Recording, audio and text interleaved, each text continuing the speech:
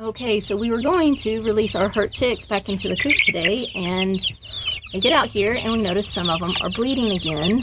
And so apparently you can tell on this one, the purple stuff is just starting to fade, and they pulled the tail feathers out. So what we're going to do is we're going to get the ones that, you can see that one over there is bleeding, the ones that are bleeding, recover them up, and even the ones that are not bleeding, like the one I just showed you. It's not bleeding. It's, here, hold this for a second, yeah. Its pins have come in enough right there so that they're not really noticeable, even though they've picked the feather off.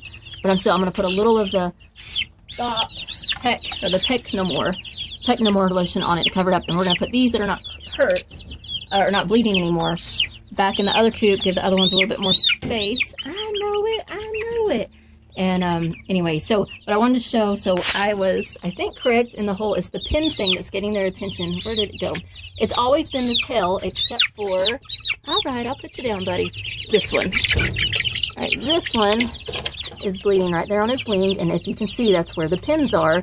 So they're being attracted just to that pin area. So the last ones, our older buffs, when they did this, it only lasted about a week. And so it's just got to get time for that to, you hide the pins, you know, with the lotion stuff, and then, you know, a week or so, once their feathers have come in enough to cover it, it shouldn't be an issue anymore. So that's what we're going to do right now, is get the ones that are not hurt, just add a little extra to cover up their pins if they're still showing, put them out, and then cover up the ones that are bleeding again. Okay, so I'm just going to take this one. He's not bleeding, but I just want to cover it up just a little bit extra to make sure nobody starts picking at his little pins. And you just squeeze it and kind of smear it on there. And he's done. And I also want to point out that when we do any of them that are bleeding, like this one, he's got blood on his other feathers. It's not just where he's bleeding. And so I'm going to cover that with this too, because they will still peck because they're attracted to red. So they will still start pecking these other feathers if that's not covered. So I'm going to put the big squirt right there where he's bleeding. That's going to help with the tea tree and the calendula and the aloe. That's going to help heal it and stop it from bleeding. And then the purple covers up the red so they don't peck at it. But I'm going to get this over here on his wing, and I'm going to cover his tail feather. Whoop, I'm dripping. So that they're not pecking at that. And get this wing feather down here. So cover up all the pins, but especially the red. So, I know, buddy, I know.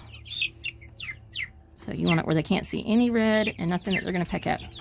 So he's done. So hopefully this will be the last time, because he does have enough feathers in. They're getting longer. So if he can just hurry up and get those pins covered, he'll be fine. You can see with this one, she's got some skin showing. So I'm going to cover her up. She's not bleeding anymore, and she does have a little bit of pins going. But I'm going to cover that up just to make sure. But you can see that purple, it fades with time. She's got a little spot, still a little raw over there, but we're going to cover that up and then put her back in the tractor because she's pretty much better. So last night we had a gully washer. It was a big to-do storm. Well, more like this morning. We woke up to all kinds of stuff. It was kind of crazy. At one point I woke up and I was kind of like, does that sound like a tornado? And I was too tired to really mess with it. And I was thinking, oh, Michael will respond if it is, or he'll get a notification on his phone. And I actually heard a notification go off on his phone. I was kind of so sleepy. I was like, what did that say? I don't even know. So earlier I came out to check and I see what kind of damage might have happened to the garden. I especially was concerned about the little strawberry seeds we planted the other day getting washed away. So everything in the mulch was fine. As you can see, everything's not washed away out in the yard. It was a gully washer. There's ruts and rivers and all kind of things. So the mulch really helps on that. The only thing that we had a problem with, which I already cleaned it out, was on the little basils. I don't know if you can tell, it's scooped down, and it washed some of this on top of all the basils, really all the ones that are indented. So that was a problem. But anything that was more, level up here, it stayed level and didn't wash anything in it. So that was good. And so same as every single basil, like right there, I had to pull off some of the bark that fell on it. But this area over here, where we just planted the strawberry seeds and the radishes and the carrots, and we pulled back the mulch and they put the compost, which actually does have some wood pieces in it, so it's more level. it doesn't seem to have affected it at all. You see my poor little pathetic strawberries. I'm hoping like that they'll be okay. A lot of them are bad, but I'm hoping it's got enough life to get some new growth right there. This one, it looks pathetic, but this is the only one over here that I'm really worried about because all of them have brown dried up. Well, this one, it's brown on the leaves, but its stem is still green. So maybe it can get enough energy to send off some more growth. As long as it gets more growth, it'll be okay. So since the strawberry seeds are planted pretty much surface sown, you barely cover them, I was worried that it was going to wash away the stuff and wash them away, but it doesn't appear that it moved it at all. And I even kind of looked over and I couldn't see any strawberry seeds poking out, so that's good. But I want to also show you something awesome. So today is Tuesday, and do you see that? Do you see those sprouts? Those are radish sprouts that were planted 2 days ago. They were planted Sunday afternoon, and when I came out this morning, they were already there. So less than 2 days, the radish sprouts were already sprouted, and it's all the way down. You won't be able to see it unless I get up close, but it's all the way down. Radishes are coming up everywhere. So you can see, that's why I mix my carrots and my radishes together, because these radishes, well, radishes in general, they sprout super fast. And carrots can take up to like 2 weeks or even a little bit longer than that to sprout. And so these sprout quickly. This radish is, it takes 18 days to mature from when it gets its first set of true leaves, which takes about a week after sprouting. So they sprout, they have their sprout leaf, and then they take about a week to get their first set of true leaves. And then it's 18 days, and I've tried it before, and it is 18 days, they're ready to mature. So in the time it takes for the carrots to barely sprout and have their first set of true leaves, the radishes will be coming out. So it's a good use of space, and also it marks the rows if you're actually doing like a row garden, where, you know, a little more difficult because you just got dirt everywhere. It helps mark where your carrots are since they take so much longer to come up. So let's go see what else happened. How are y'all doing, my little meat birdies? Hey there, buddies. Hey there, buddies. Hey there, buddies. Y'all used to me bringing you food. Any more pecking today? Y'all doing good? I hope nobody's pecking anybody. How y'all doing in there? See, Henny Penny, she normally comes around. Oh, here she is. There's Henny Penny. This one right here. Hey, Henny Penny. This is our little hen that showed up in the meat birds. The meat birds are supposed to all be males. It's just in a variety assortment of whatever chicks that they have left over, so that they don't end up killing them. And there's a 90% accuracy on it. So we were hoping for some hens.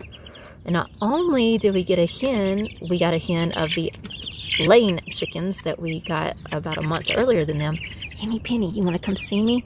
Normally she comes out right away. Come here, Henny Penny. Come on. Not y'all. Not y'all. Not y'all. There we go, Henny Penny.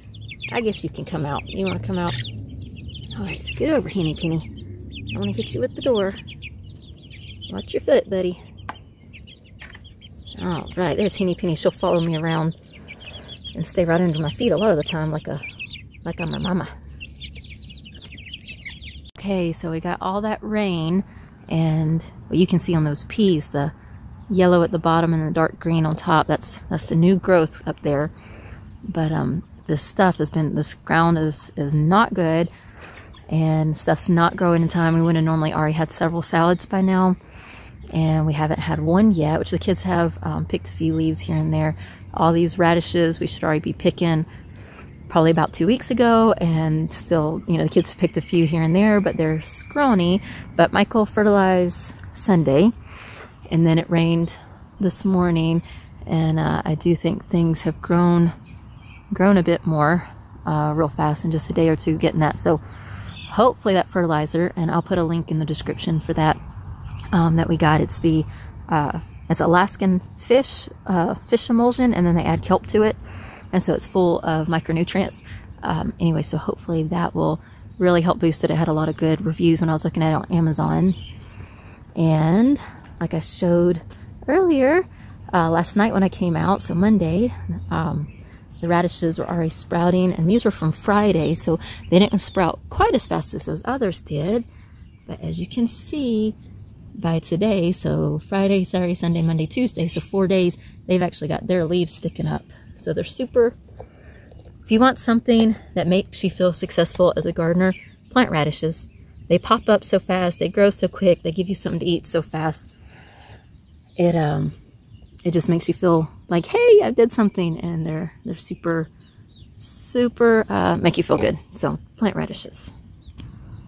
Okay, I wanted to show how much difference a week can make, or 2 weeks. So I'm thinking in a week's time we will be for sure eating lettuce. But so I'm gonna stick my finger down. You know, that's about as long as my finger. And you know, I got all kind of different sizes. Some are not as big as others. Some are bigger than others. But this bed over here, this was planted 2 weeks after that bed. And you know, you can see it's about, you know, the bigger leaves, they're about to my knuckles. So it's probably a little bit more than half or close to half. But you can see down there, some of those are much smaller. And these are a little bit bigger than those are. But I got the same over here. Some of these are, you know, smaller than the others. But you would be amazed. It'll look like there's not that much in here. But we actually probably could go ahead and get a salad out of here, and you'd be surprised how big of a bowl it ended up making. So anyway, so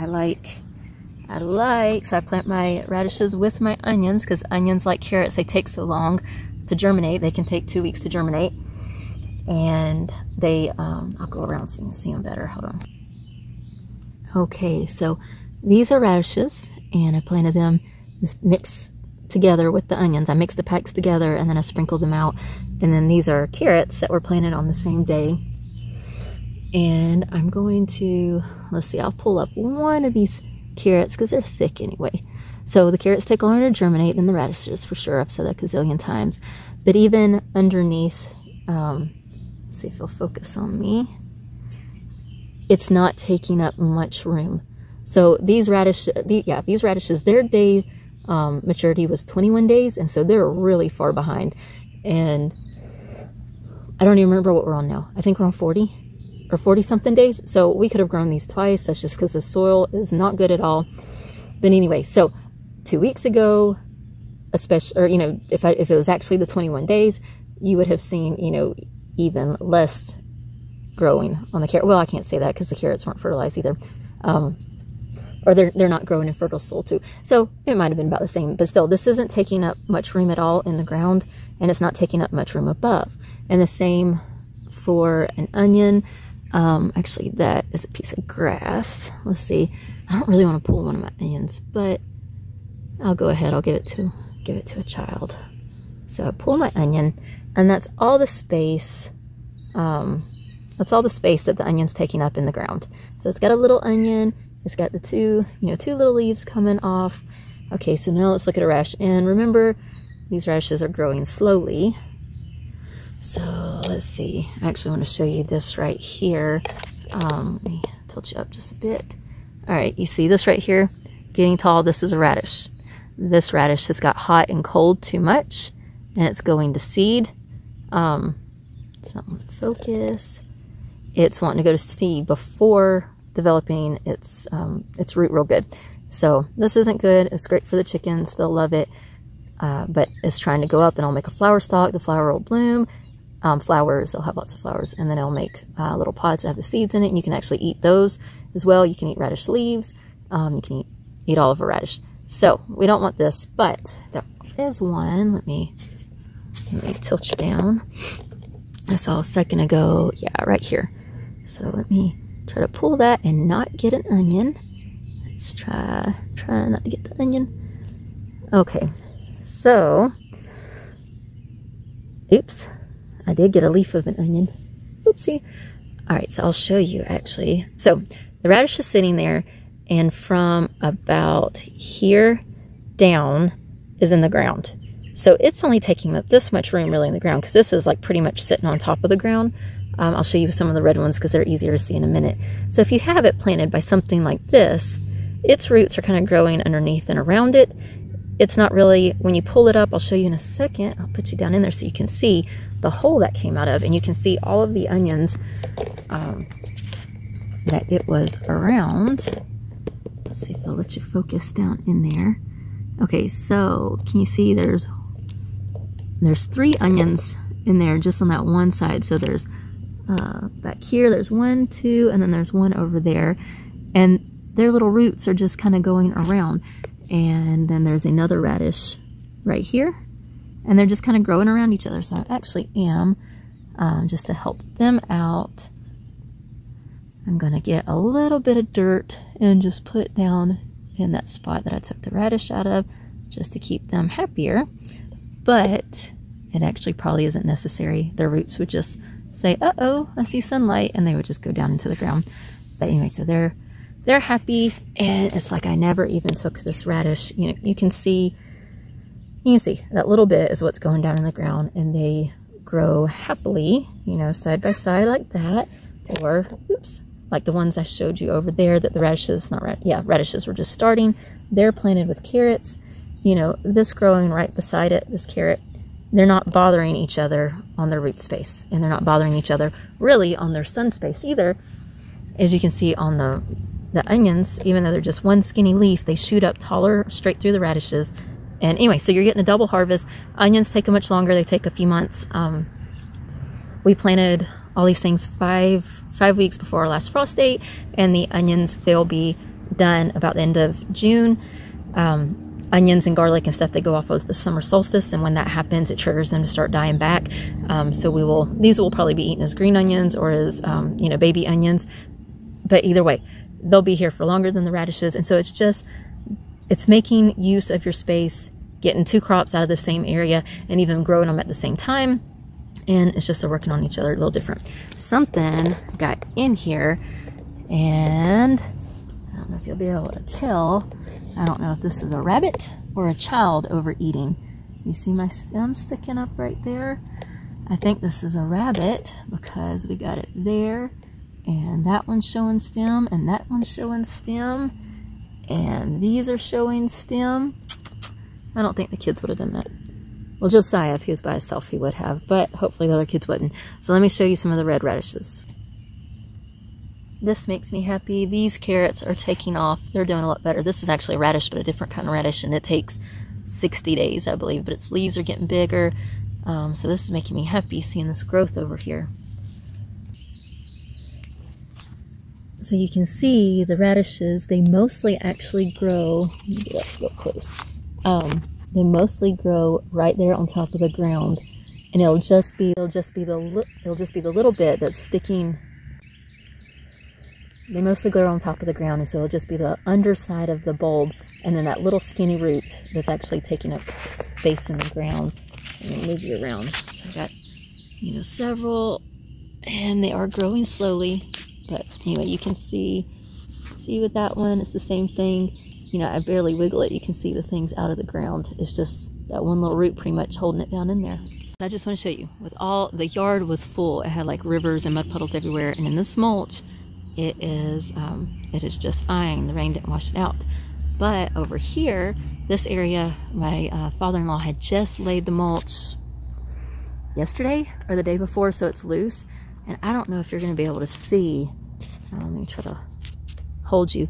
But this area right here, actually one of the kids, they flattened it down. It was worth, but the rain just came like swooshing down this hill, and it was like taking the mulch away. But that's something, when you have a dirt garden, the rain can wash your mud away, and very easily, especially when it's freshly tilled. And with the mulch, it's a lot more likely to just sit there, and like once it got past that initial, just that edging, you know, down there, it's not affected at all. It's just this is like a little pathway uphill. I don't know if you can tell it's uphill, but it's uphill, and that water just all came rushing down, and it got the edges, but it doesn't keep on making it. So that's another benefit to doing the mulch and not doing the tilling. We've had tons of times before when we did do a tilled garden, and I would pick a day to plant, because I'm like, oh, it's supposed to rain the next day. That'll be great. It'll water for us and get everything sprouted and going. And it end up a big old gully washer comes, and it seems like it always works that way when we did a tilled garden. And either I had to just worry that it washed everything away, or it did wash a lot of things away. And so that's another thing I don't have to worry about anymore. You know, I kind of thought about it today because it was so bad. And it was only the strawberries that I was worried about, because they're so surface sown, so close to the top, that I was afraid it would have washed it away. But I didn't have anything to worry about. So So my in-laws have an actual rain catcher, so it's barely over 2 inches, and so I guess 10 milligrams is about an inch. So that's a comparison between our weather station and theirs. So I forgot to check with our weather station. This is a birthday present that my, oh, I don't want to focus, that my daughter gave me for my birthday. So we got almost 20 milligrams of rain, just in case you want to know that. I actually figured this one would be overflowing, but it wasn't. It was close to it because it was kind of like tipped, but it actually was 20 milligrams earlier. I think this has absorbed some of the water, so it's a little bit less right now. So let's see if these chickens like the radish that was going to seed. Hey there, buddy pies. Who wants to come and get something to eat? Just tilt y'all down so y'all can see them. There we go. All right, I got this radish. Anybody want it? Anybody want it? There you go. So it's good food for y'all. Nothing going to waste. Little rooster, what are you doing trying to peck it out here? You've got plenty of grass to eat. Y'all like that? There, you want the whole thing? Y'all are going to run around like it's a snake. Well, I guess I'll let a few more of y'all out. Won't be another week or so. Y'all won't need that heat lamp and y'all can go out in the pasture. You gonna come out? Just let a couple of you out. You wanna come out, mister? I'll let you. Come on out. You gotta scoot over though, so I'm gonna shut the door. All right, there we go. Y'all get excited about coming out, don't you? Or y'all gonna fight when you're out here and you got all this grass. Hey, little chicky. And then they just go over there. They don't even go to the grass. They go to the... Oh, look at y'all sparring. They look like little velociraptor dinosaurs. When they spar, they spread out their neck feathers. Well, just another week or so and y'all get to go out and be happy pastured chickens. They haven't figured out who's the boss yet. Oh, maybe one decided he was the boss.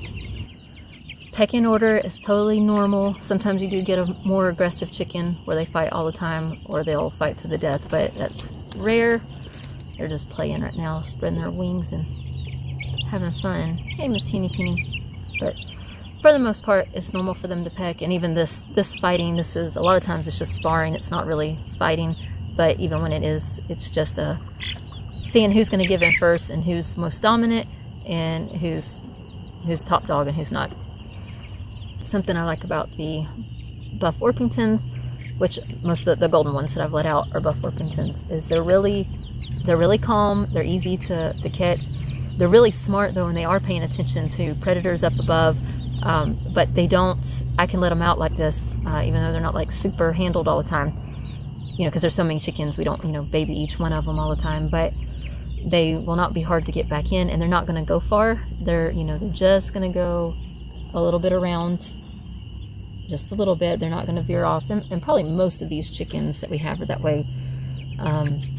As long as they have buddies, they're going to stay close to their buddies. And actually, these are probably like that one. He's wanting back in already since it's starting to get dark. He's wanting to go to bed, and so they'll all end up doing that here in just a few minutes. They'll go over there to the door saying, "Hey, let me in for bed," and they're just super gentle and easily tamed, and I don't know, I've been real impressed with their personality. Raising the other set that we have that are a few weeks older than these are. They're 3.5 weeks older than these, so we've got to see them multiple sets through different hatcheries, and we're real impressed with their personality.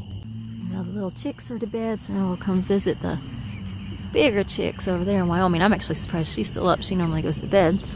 Wyoming has finally calmed down, and she is not pecking everybody and is hanging out with them, so that's good. And our funny little quail, they spend, you won't be able to see it, let me get you on the side up against the screen. They spend almost all day in the actual pen part, and then they come out here. Come on, there we go. They come out here in the evening, and they actually sleep out here in the uncovered part with no wall except for the wire. And they come out and groom, and then they huddle up. Let me see if it'll... But actually this morning when I woke up and it was raining, they were all sitting out here in the rain, getting rained on instead of getting up under the cover. Later when I looked out and it was good in daytime and it had been raining hard, they got up under the cover. But they're just a little funny. I would have thought they'd want to go inside to sleep and spend outside during the day, but that's not what they do, even on the overcast, cooler days. Well, looks like Miss Wyoming is heading to her bed, so she stays in that little box right there. Let's see if and that's her area. She used to be in the chicken tractor before we got the chicks in it, and when we put them in there, we took her out, and we tried to put her in something else. And actually, we tried to put her in it when we shut them up for bed and just have her in the bottom, and she didn't like that. And this is what we actually used to have her in, because it can latch beforehand. It was our dog's traveling crate, and he didn't use it when we were parked, but he got hit by a car, so we don't have him anymore anyway. But she actually put herself up. I think it was the next night after we put her in the bottom of the chicken tractor. She was like, I don't like all these young whippersnappers, and I'm gonna go back to my crate. And she put herself back up in that. But anyway, you can see the other little tractor Michael made for the meat birds once they get out here. So they'll have their tractor plus this one. This one is open. It doesn't have any walls on it. With the electric netting up, we don't have to worry about the nighttime predators coming in, except for an owl. But as long as they have something overhead where they're hidden, it's especially low to the ground, it's not likely that an owl is going to bother them.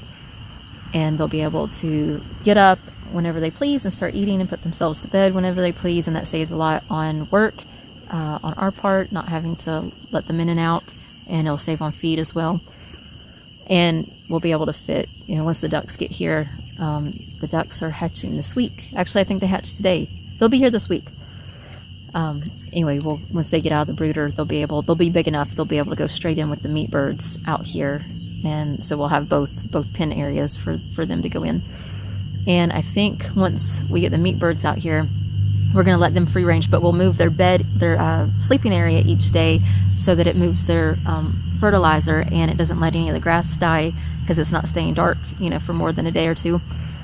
And it will slowly get the fertilizer moved over the field and get the field growing better. But we'll move the chicken tractor with the laying hens. We'll move them out. Michael's talking about getting the second part of this fence and coming off that corner right there and fencing in that green area over there, and going down to the edge of the fence on that side.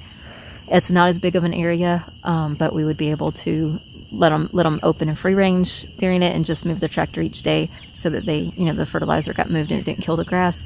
And so I'm not sure what we're going to do, but we're going to give this whole area to the meat birds. But I guess since everybody's going to bed, it's about time for us to go in and go to bed too. I guess I got to be honest. We're not going to go in and go to bed. We're night owls. We'll go in, we might watch a movie, we might do a YouTube video, editing and getting that uploading, or who knows what we'll do. So I gotta be honest, we won't go to bed because we're night owls. You do not have to go to bed with the chickens to be a farmer or a homesteader, just so you know. And you don't have to have animals that wake you up at the crack of dawn. You can work around that. You can milk later. You can do a system like this where they let themselves out. But even Wyoming, because she was used to when we let her out, with her cage open, she does not come out of her coop before 9 o'clock. I don't think ever. Maybe 8:30 at the earliest, but I don't think before 9. So she's actually on our schedule. So you do not, that's a myth. You don't have to go to bed with the chickens. So the quail pen, though it's heavy, the girls are able to move it. Just wanted to add that in there before we head in. And do you see all the little beady thingies on there? That's all the manure that they dropped, which is going to enrich all this grass area, and it's going to grow better.